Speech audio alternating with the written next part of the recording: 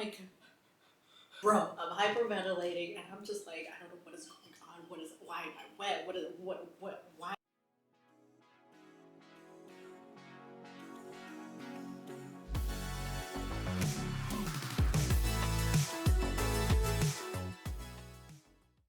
Hey there! Welcome back to my channel. It's your girl Magical Friday. And if you're new here, what up, Magical Being? Thank you so much for tuning in today's video. I hope you're gonna do what you want to do today because you can and you're alive.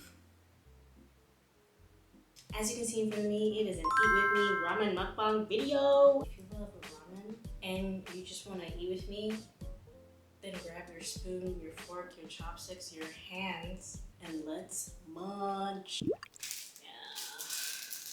Munch with Magical Frey. Yeah, munch with Magical Frey. Hey! Grabbing this cute little utensil that I got from this awesome ramen shop called Solar Ramen. It's so cute. It has like a little piglet on it. It's so adorable. It has everything that you need.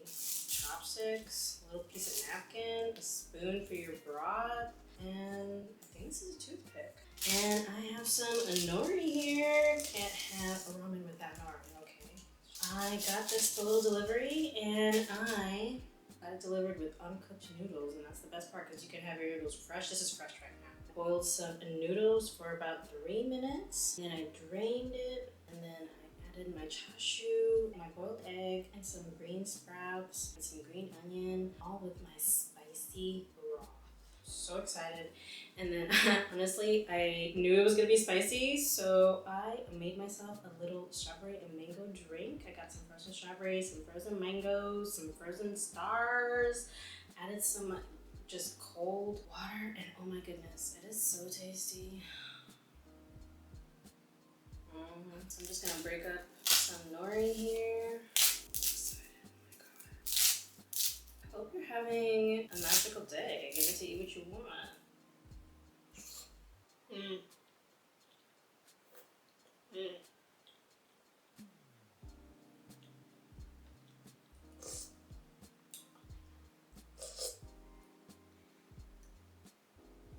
You know when it's hot and it like gets you in the throat, like the heat, and I'm like. So today's story, I'm like thinking in my head, I'm like, am I really gonna say this? I'm like, yeah, I decided because it happened in the summertime. So this story is a summer story, and it happened when I turned 15.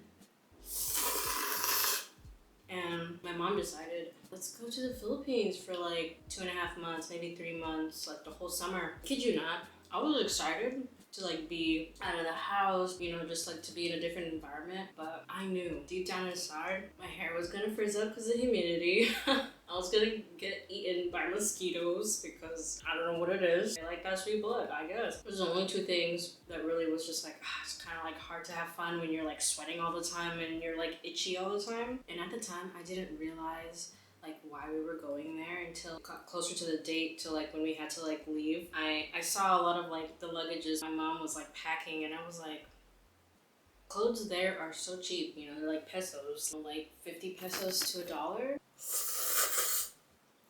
She was bringing my clothes, her clothes, like all the clothes that we were bringing, like things that we didn't need, and like just a bunch of luggages. And I know that when you're at the airport, when you have multiple luggages, you're gonna have to pay for extra weight, you know? I didn't want to question, but obviously I was like curious. I was like, Mom, why are you bringing like all these stuff? And then I finally figured out what was happening. And we were going there because one of our dear family members was in the hospital. I was like, oh my god, who is it? Do I know them? Have I speaking English to them or Tagalog or some type of Bisaya? And she was like, yes, you know him. And then I saw the sadness in her eyes. And like, you know, like someone you care about and you see like sadness in their eyes, and you're like, no, I don't want you to be sad, you know, like what's wrong? My mom said it was her dad, and I was like, no way. Lolo, are you serious right now? He's not doing so well. Like, okay, so now I understand like why she's bringing all these luggages, why we're gonna be staying like for like 3 months on an island that's so beautiful. The food is amazing, honestly. I love babas, and I I can just go on and on about the food that I want. I just eat like mangoes, unlimited coconut, everything. Yeah, that's not the point though. But is it though? Anyway. So time comes and then we fly to Philippines and then we immediately head to the hospital.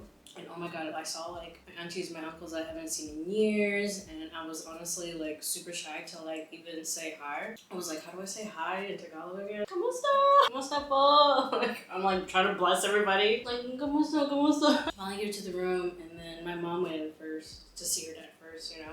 And I was waiting, and then it was like super hot. Because like only the rooms where the patients were in only had AC, and then the hallways were just, there was no AC, so I was just like sweating. My mom finally came out and I saw the look on her eye and I was like, oh my god. And she was just like, you know, she was more sad now that she was seeing him face to face. And I went into the room. I don't know about you, but when you go into a room and like there's a lot of, you just feel like a heavy energy and like you just feel different. The atmosphere is different. Immediately right when I walked into the room and I was like, whew. There's some like dense energy in here. I felt sadness. There was like whispers, the doctors and the nurse in the corner. And then I walked up to his bed. His eyes were open. I didn't know what was wrong. Like my mom just told me that he was in the hospital. He's not doing so well. I know I'm trying to tell a sad story, but this food freaking smacked me. It was in a spot. So I walked up to my Lolo's bed and I held his hand and he looked at me. Why is she touching my hand? What is going on right now? Who are these people? And then I was like, hi Lolo, do you remember me? And he was like, girl, who are you? Who is this? Who is she? Honestly, I was like, dang, he doesn't remember me. I was like, he used to talk to me all the time every time I would visit.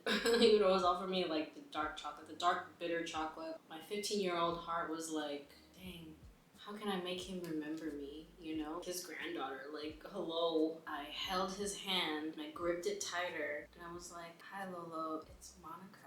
And he was like, oh my god, money, oh my god, how are you? He's like, I know you. My heart dropped and I was like about to cry. I came here because I wanted to see you, you know. I left the room because I was emotional. I was like, oh my gosh, that was so... I'm so conflicted telling a sad story when this is so good. And then apparently we went to grandma's house. He was doing so well that he left the hospital. Just waking up in the middle of the night. My mom was like, hey, we gotta go downstairs. Like early wee hours. It wasn't good. I remember everyone was surrounding him. And I gave him some space. And then some of the kids were looking at him. And then I went up to him and then everyone was kind of like mingling. And then I looked at him and I was like, hey, Lolo. And he was like, hey. And I was like, hey, you know, it's okay. I just remember saying, it's okay. And then he looked around, and then he looked at me, and the look in his eyes, and I was like, oh my god, like, what is going on right now? He just looked at me. I thought he had something to say. He was like moving his mouth, and then he stopped moving his mouth. That was his last breath. I legitimately saw my grandpa's last breath, and I was just like, I just looked right behind me, and someone turned around, and they started wailing and screaming. Just like the motorcycle out here, over here, just being all extra, like, and I was just like, oh my god, I just witnessed this, and it was intense. It was a lot for someone young and seeing death for the first time, and I was just like, oh my god, what is this? What is happening? All this energy, and I just didn't understand what was going on.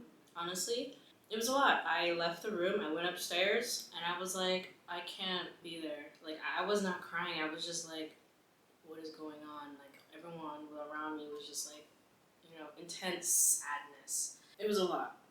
So I went upstairs and I woke up the next day, took a shower, and then I saw one of my uncles downstairs and I was like, hey, where's mom? Where's everybody? They're like, oh, they're downstairs, they're talking, they're discussing something. I mean, I understand that I don't understand, but it was just something that, it was a lot, you know. Like, what the heck? I thought I was coming for summer vacation, and next thing you know, I came for not a summer vacation. So my uncle knew that, and he was like, hey, do you want to practice riding a motorcycle? And I was like, yeah, sure, you know, I don't know anything, but I'm down. Like, a 15-year-old wanting to learn a motorcycle? Yeah, sure. Everyone here in the Philippines rides motorcycles, semi-motorcycles. Everyone may be riding a motorcycle, okay? Work, to school, what, groceries, to parties, whatever. And, oh my god, this story. Yeah, uncle, I'm totally, like, down to, like, get on a motorcycle. Just teach me the basics. Like, what kind of motorcycle is it? I'll just try to move it and like I won't be driving anywhere. Like he'll be watching me right in front of you. I'm like, I just want to see what the gas is. Like, what's the brake? And I'm like, okay. I move like a couple inches, I'm good. And he was like, yeah, okay, you understand. He's like, okay, I'm gonna be behind you, and now we're gonna go somewhere. And I was like, Uncle, I don't think that's a good idea. I don't know, I'm kind of scared. And like the thought of that just like made me nervous, and I was just like, and he was like, it's okay, I'll go. So we went, and mind you, where we were like in a village, so there were like no cemented roads, there was no straight lights, it was just rock. We drove a little bit, and I was like, oh my god, this is cool, you know. We got to this hilltop, and I was like, okay, I'm getting off. I was like, I don't want to go, you know, like this is cool, I just want to enjoy this. Like, no, let's go down, teach you how to do it. And I was like, okay, but I was so nervous. I was like, in my gut, I knew I was nervous for a reason. And I went, and he held my hand. I was just clutching it, you know, like pressing the gas, and it was like the brake over here, and I was just like, I got it. I felt like I was so powerful just being in the front. I was just like, yeah, I'm getting wind in my hair. I was just like, yes. And he placed his hand over my hand that had like the gas, and he was like, shh. The next thing I knew, I woke up, I was like, my eyes were fluttering, like right when you wake up, they like flutter. Where am I? What's going on? I see the ground, and I didn't realize blood going through my head. My head was like getting all like, oof, like nauseation. And then I was looking at the ground, I was like, oh my god, there's rocks. I was like, what happened? I was being carried. And I didn't recognize who was carrying me, but it was a guy's voice, and he was like, it's okay, you're gonna be fine, you're gonna be fine. And I was just like, are you talking to me? Like, what is going on right now? And he's like, you're fine, you're fine. And I'm like, bro, I'm hyperventilating, and I'm just like, I don't know what is going on, why am I wet, why are you carrying me? Can't I just walk? What is going on here? He's like, it's okay, I'm gonna put you down, and I'm gonna put something on you. And I was like, okay. Right when he was like carrying me over his shoulder to place me down, I started feeling pain on like everywhere, on my shoulder, on my leg, and I realized I only had one shoe. I was like, where's the other shoe? My favorite pair of jeans were ripped. I was so sad. Ripped, gone. My shirt, it was all ripped up. And luckily, I wasn't wearing my glasses, so I was just like, you know what? I should have been wearing my glasses. Now that I'm thinking about it, oh my god.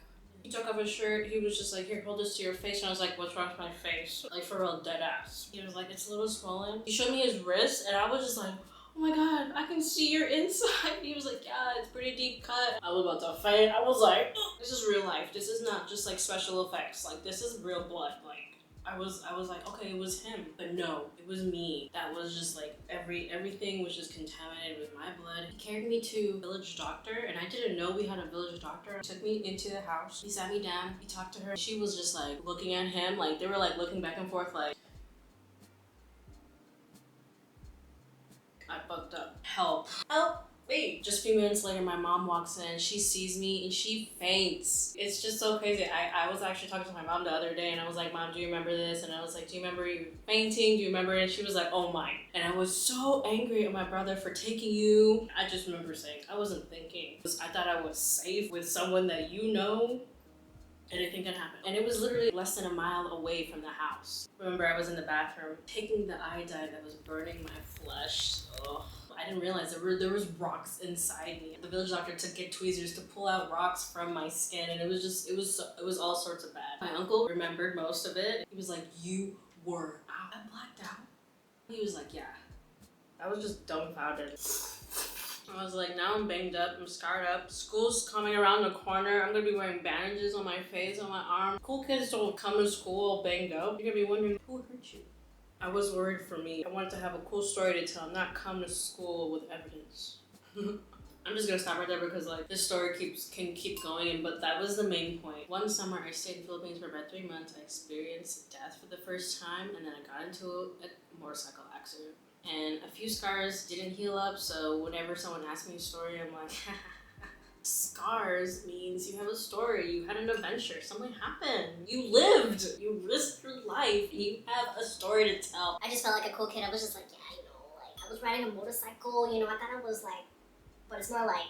If you ever ride a motorcycle, do it with a professional, wear headgear, and spend time with your loved ones. Don't be going out doing willy-nilly shenanigans like I am the day after something tragic happens in your family. Spend time with your loved ones, the people that you genuinely care about, that support you, that talk to you, FaceTime you, text you, like just spam you. take pictures, take videos, take evidence, everything, because you don't know. Thank you so much for watching today's video. I know it was a little heartfelt. Just remembering that was a little heavy, but here I am, alive, today, eating one of my favorite dishes. Wow. Anyway, I'll see you guys next time. Bye!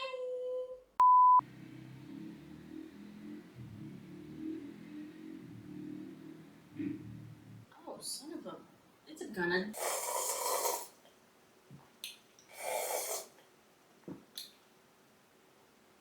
And I'm cool AF, and I'm just like, zoom, zoom. What did you do for your summer, Monica? Oh, I swam with rocks. Yeah. You know how there's like swimming with sharks? Swimming with rocks is also an option. You don't pay for that one? I remember one of my aunties, she was like, ooh, let's take a before and after picture. I do not want to remember this. Honestly, I should have, because now I don't have like a picture of like how really like wound up I was. My face was puffy, my lips was like attached to my nose, so it was like bleeding and scabbed up. I had like scars and like just like hardcore scratches on my face, all on my chest, like all on my right side. Gone. I basically was swimming with the rocks, bro. Like, what is this? Shh. Okay, yeah, I did that right breaststroke, and I definitely dived in pretty deep. Then my spirit guides were just like, this dumb bitch. She gonna get it, okay?